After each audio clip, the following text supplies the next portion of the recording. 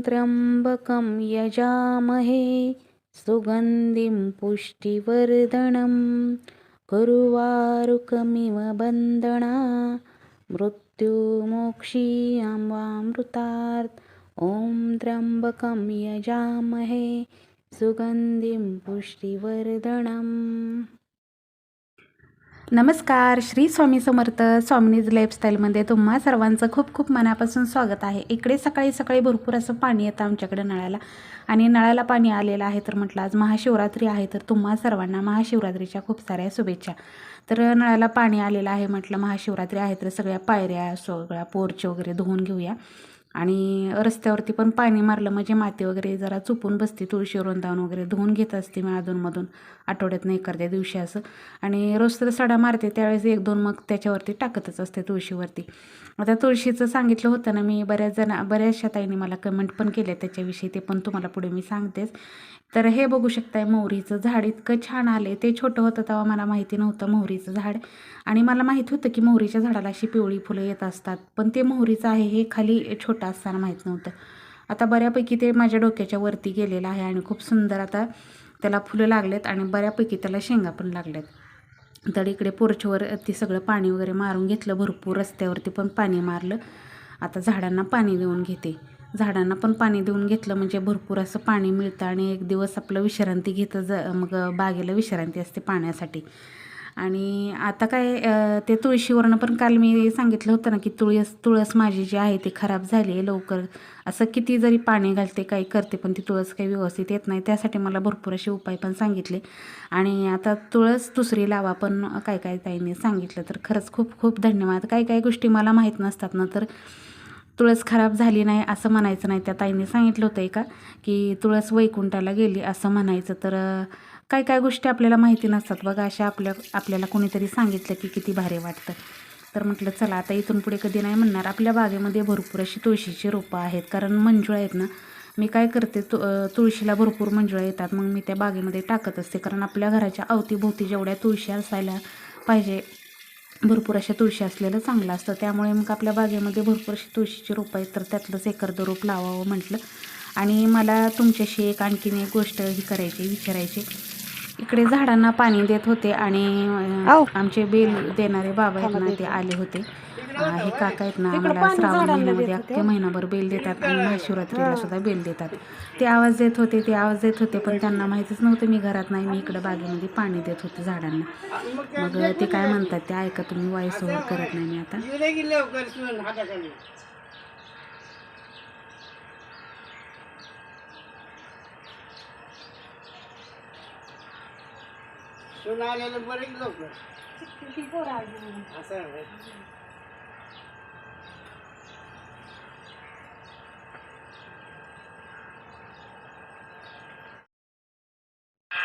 तर हे काका आहेत ना, आम्हाला महिनाभर श्रावण महिन्यामध्ये बेल देतात। तर आज सुद्धा महाशिवरात्री तर न चुकता बेल द्यायला आले होते, बेल देऊन गेले। आणि काय असेल ते त्यांचं पैसे ठरलेले असतात श्रावण महिन्यामध्ये, 150-200 रुपये काय असतील ते म्हणजे देतात त्यांना प्रत्येकजण घरामध्ये। तर घरामध्ये म्हणजे प्रत्येक घराघरामध्ये तर असं, आणि पण आपल्याला घरपोच मिळतंय ना, तर हेच किती भारी। शहरामध्ये बाकीच्या ठिकाणी आपल्याला बेल 5 रुपयाचा सुद्धा कोण देत नाही, 10 रुपयाचा सुद्धा जास्त बेल देत नाही। पुण्यामध्ये तर असताना 5 रुपयाचे 5च बेल यायचे बेलपत्र, त्याला पण काय काय याला 2च पानं असायची, काय खायला म्हणजे अशी 4च पानं 3 पानं असायची। 3 पानाचा प्रॉपर असा बेल नसायचा, किंवा 5 पानाचा असा प्रॉपर बेल नसायचा। तर असं काहीच असतं।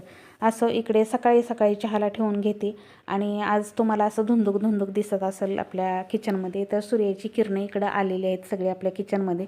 सकाळी सूर्यदेवाचं दर्शन झालं की डायरेक्ट आमच्या किचनमध्ये किरणं येतात, त्यामुळे असं धुंदूक दिसते।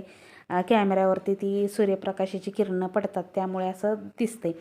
आणि त्यातनं धूप लावलेली असते ना मी देवघरासमोर सकाळी, तर त्याने आणखीनच धूर असल्यासारखं वाटतं। इकडे 3-3 पातेल्यामध्ये ह्यांनी रात्री म्हणजे दूध भरपूर आणलं होतं, महाशिवरात्री पण आहे, एक्स्ट्राचं दूध घरामध्ये असावं म्हणून। आणि तसंही आमचं 1 लिटर जे असतं आपलं रतिबाचं ते वाईलच, आणि समर्थ आलाय म्हणून ते वाईलच। तर असं 3-3 पातेल्यामध्ये 1-1 लिटर असे 3 पातेल्यामध्ये 3 लिटर दूध तापवून ठेवले मी, कारण एवढं मोठं 3 लिटर दूध तापायसारखं माझ्याकडे पातेलच नाही मोठं। तर असं इकडे आता मी सगळी तयारी म्हणजे मला पहिलं समर्थाच्या पप्पांना शाबूची खिचडी करून द्यायची होती. चहा हे करून घेतला, चहा वगैरे केला, समर्थला पण दिला, मी पण घेतला. पहिलं समर्थ दूध प्यायचा, पण जसं हॉस्टेलला गेला ना तसं काय झालं, त्याला दूधच पिऊ वाटत नाही, चहाच पितो. आणि आपलं कसं आईवडिलाची एकच ही असते की पोरांनी दूध प्यावं, पण आता त्याचं असं झालेलं आहे, दूधच पिऊ वाटत नाही त्याला. सकाळी सकाळी घरातल्या सगळ्या फरशा पुसून घेतलेल्या असेल ना तर घरामध्ये खूप असं प्रसन्न वाटते. मला आणखीन स्वामींची पण पूजा करायची होती, कारण हे सकाळी लवकर गेले, स्वामींची पूजा माझ्याकडेच असते त्या दिवशी. इकडे घरातल्या सगळ्या फरशा वगैरे पुसून घेतल्या आणि कापूरदानीमध्ये कापूर लावून दिला. खूप सुगंध असा मस्त घरामध्ये पसरतो आणि सकाळी सकाळी फ्रेश वाटतं. तर त्यानंतर घेतलेली इकडे रांगोळी काढायला, पण आमचा लेक चालला होता पप्पांना डबा द्यायला. आज खिचडी केली होती त्यांना डबा द्यायला चालला होता, तर त्याचं घड्याळ राहिलं होतं म्हणून तो मला सांगत होता माझं घड्याळ आणून दे, घड्याळ आणून दे. म्हटलं एखाद्या दिवशी बिना घड्याळाचं गेलं तर चालत नाही का, पण नाही, त्यांना पाहिजेच असतात सगळ्या गोष्टी हातामध्ये. तर त्यानंतर मग मी रांगोळी काढायला घेतली, उंबरापूजन. आणि खरं तर माझं ते ट्रायपॉड खराब झाले ना, तसं मला खूप प्रॉब्लेम यायला लागला आहे की हा सेल्फी स्टिक आहे ना, बारीक आहे ना, त्याची हाईट कमी आहे आणि ट्रायपॉड कसा उंच असतो, त्यामुळे आपल्याला वरून असं ही शूटिंग व्यवस्थित करता येते. पण आता हे सेल्फी स्टिकमुळे शूटिंग काही व्यवस्थित करता येत नाही मला. आता ह्याची सवय लागोस तर अवघड आहे, किंवा नवीन ट्रायपॉड घेस तर आता बरंचसं माझं प्रॉब्लेम झाला आहे. समर्थला सकाळी म्हटलं, तू जर माझं ट्रायपॉड तोडलं नसतं तर बघ बरं शूटिंग करताना मला किती प्रॉब्लेम येत आहे. तर तो काय करत होता, गमच्या बाटल्या घेतल्या आणि त्याने जोडायचा प्रयत्न करत होता, चिकटपट्टी गुंडाळी, पण ते काही एकदा तुटले तर ते काही जोडता येत नाही. त्यानं तसं तरी काय मुद्दाम नाही केलेलं. त्याचं ट्रायपॉडचं वरचं काढून मी ते आपलं मोबाईल अडकवायचं असताना तर ते काढून मी सोप्यावर ठेवलं होतं आणि तो सोप्यावर जाऊन बसला, त्यामुळे तो तुटलं. तर मी त्याला तसं म्हटल्यानंतर मग मी म्हणलं, आता मला 1200 रुपये लागतील, मला घेऊन दे. तर मला म्हणला, तूच मला पैसे देते आणि आता मला माग पैसे. म्हणजे झालं काय होतं, पप्पा कॉलेजला जाताना त्याला भरपूर पैसे देतात, पण आणि माझ्याकडून पण वरून घेऊन जातो पैसे, असं असतं. आता जायचं आहे तो आज रविवार आहे, आता उद्या सोमवार कॉलेज चालू होते, मग उद्या जाण्यापेक्षा तो रविवारचं जातो नेहमी. कारण काय होतं, सकाळी मग परत कॉलेज बुडत नाही, जातो आपलं कॉलेजला.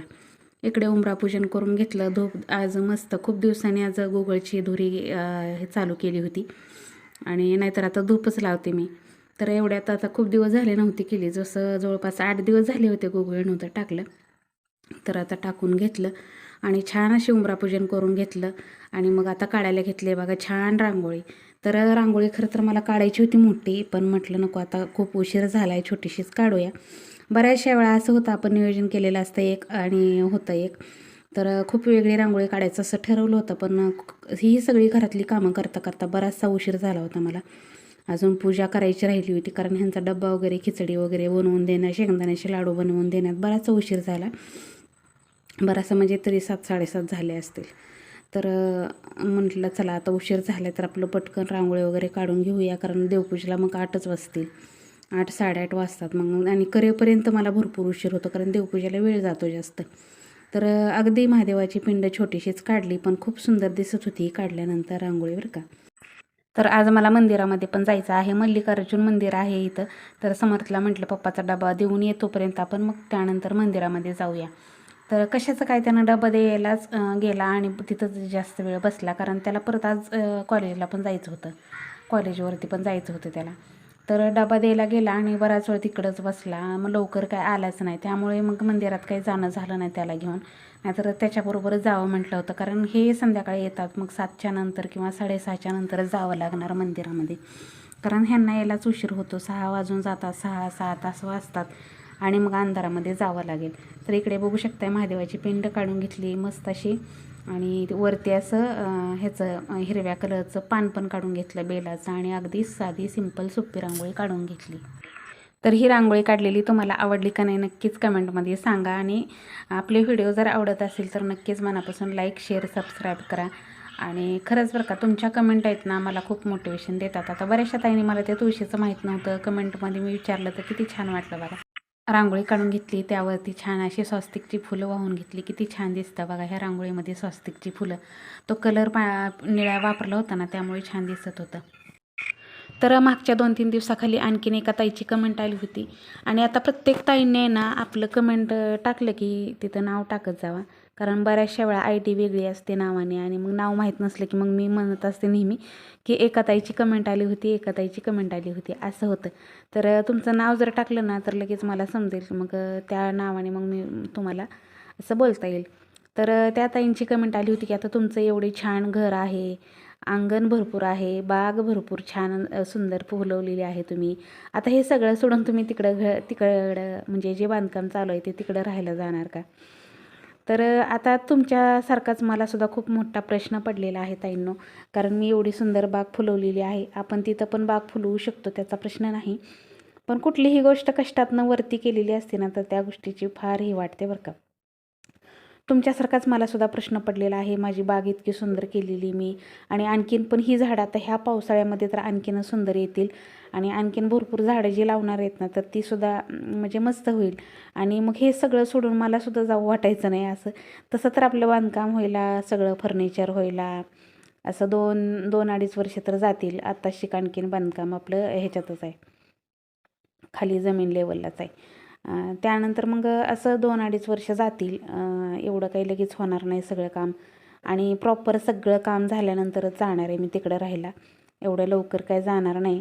पण असं होतं बरं का, आपण एखाद्या ठिकाणी राहिलेला असतो, आपली एवढं हे सगळं चांगलं फुलवलेली बाग आहे ना सोडून मला अजिबातच जाऊ वाटणार नाही. पण बघू आता, मिस्टरांचं म्हणणं आहे तिकडंच राहायला जायचं.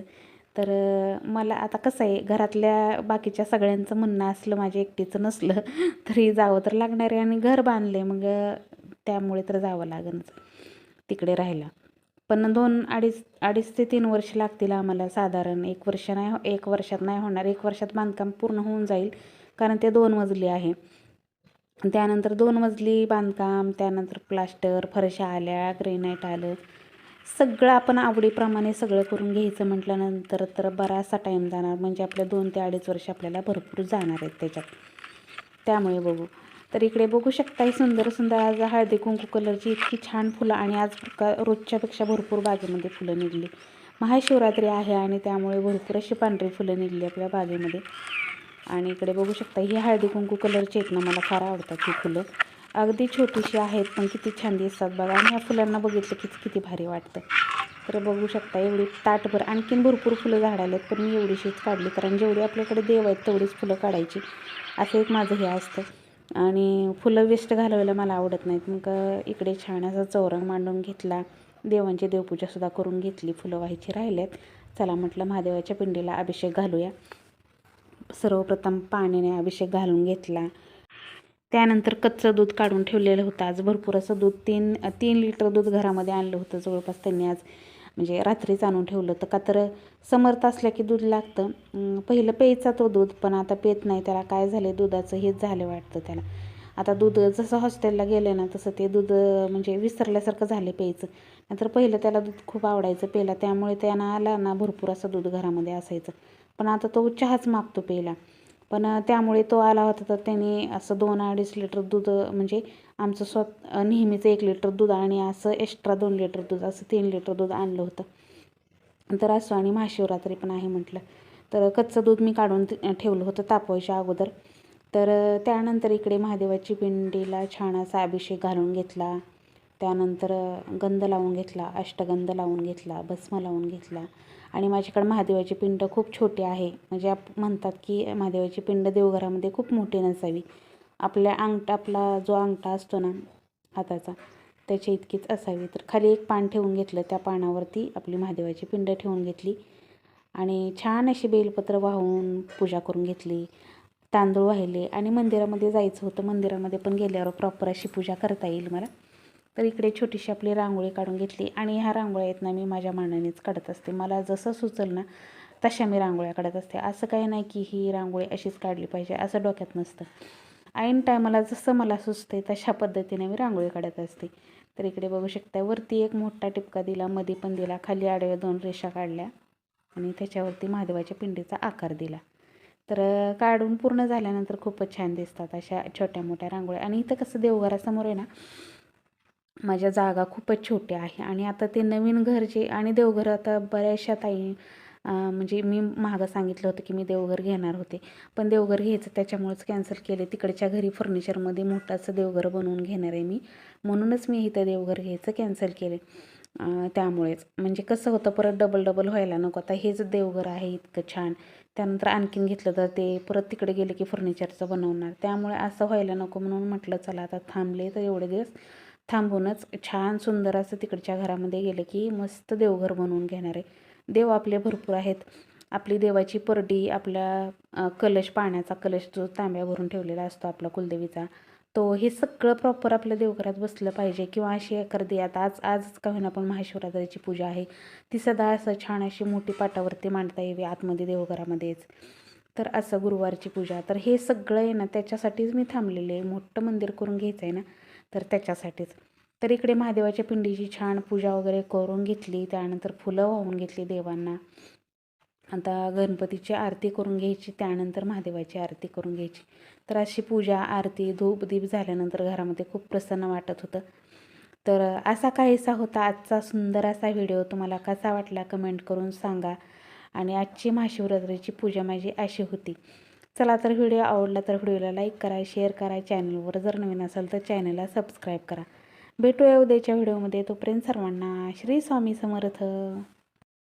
ॐ त्र्यंबकं यजामहे सुगन्धिं पुष्टिवर्धनं कुर्वारुकमिव बन्धना मृत्युमोक्षीयमामृतात्.